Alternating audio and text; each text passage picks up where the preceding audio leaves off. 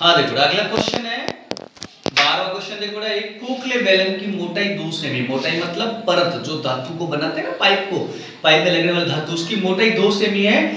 इसका भीतरी व्यास 14 सेमी है और इसकी ऊंचाई 25 सेमी है। देखो बेटा, खोखले बेलन की मोटाई बराबर 2 सेमी, भीतरी व्यास बराबर 14 सेमी और बेलन की ऊंचाई बराबर 25 सेमी और ज्ञात करना है खोखले बेलन का संपूर्ण पृष्ठीय क्षेत्रफल। खोखले बेलन का संपूर्ण पृष्ठीय क्षेत्रफल ज्ञात करना है बेटा, ध्यान से देखो। चूंकि बेलन का भीतरी व्यास है बेटा 14 सेमी, तो भीतरी त्रिज्या जो होगी वो छोटी होगी, इसलिए इसको R2 कहेंगे। भीतरी त्रिज्या जो होगी वो छोटी होगी, इसलिए इसको R2 कहेंगे, अर्थात भीतरी त्रिज्या होगी 7 सेमी। तो बेलन की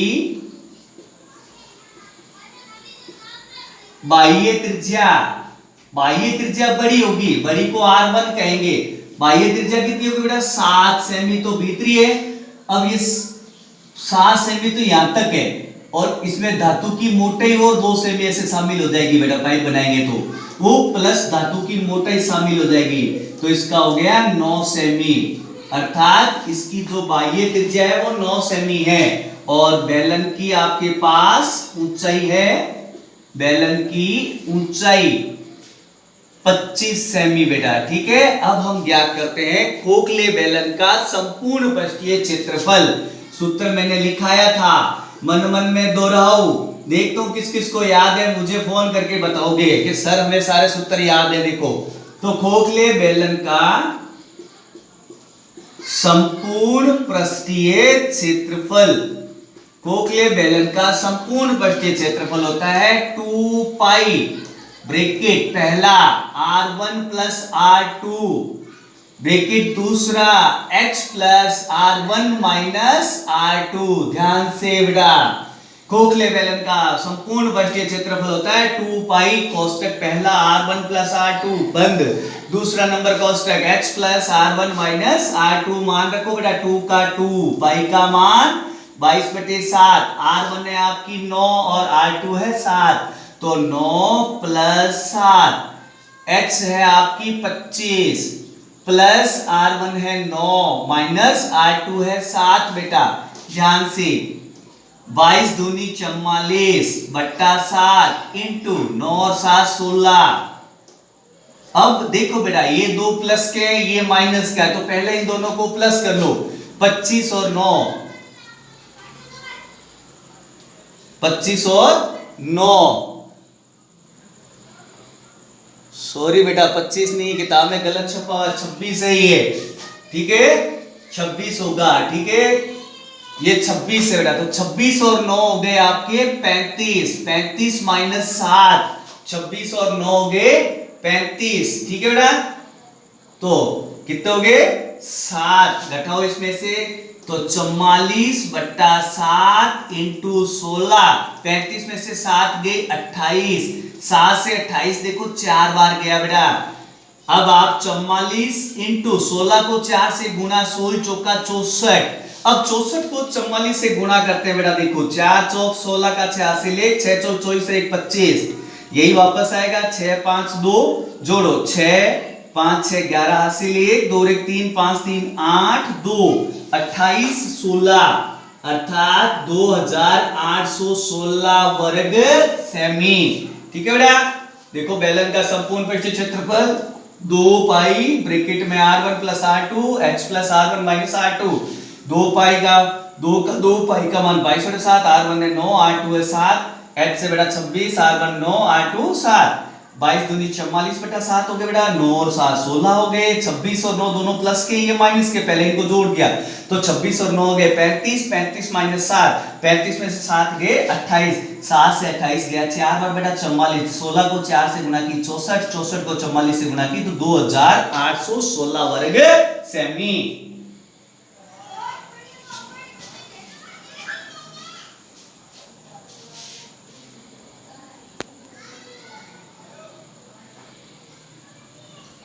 हाँ बेटा देखो, इस प्रश्नावली का लास्ट क्वेश्चन है, आज हम इसको एंड कर रहे हैं। एक खोखला बेलन है बेटा, खोखले बेलन की ऊंचाई 20 सेमी, ध्यान से देखो, खोखले बेलन की ऊंचाई बेटा, खोखले बेलन की ऊंचाई 20 सेमी है, इसकी अंतः व्यास मतलब भीतरी व्यास, अंतः व्यास 26 सेमी है और बाह्य व्यास 30 सेमी है, और हमें खोखले बेलन का आयतन ज्ञात करना है बेटा, ठीक है। इसकी खोखले बेलन की ऊंचाई 20 सेमी है, अंतः व्यास 26 सेमी है, बाह्य व्यास 30 सेमी है, और हमें इसका आयतन ज्ञात करना है। ध्यान से देखो बेटा,